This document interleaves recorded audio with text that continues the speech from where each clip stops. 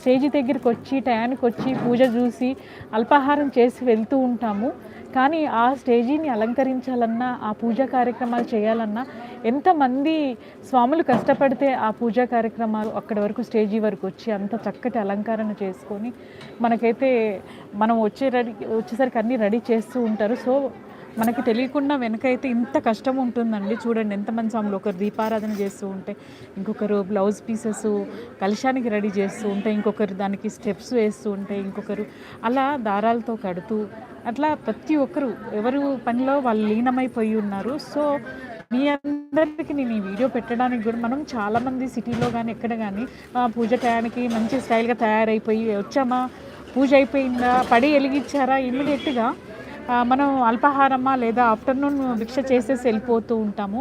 దయచేసి అందరూ కూడా ఒక ప్రోగ్రామ్కి వచ్చినప్పుడు అక్కడ డెకరేషన్ కానీ అదంతా కానీ చేస్తూ ఉంటారు కదా, చూడండి ఇంత కష్టం ఉంటుంది. ఓం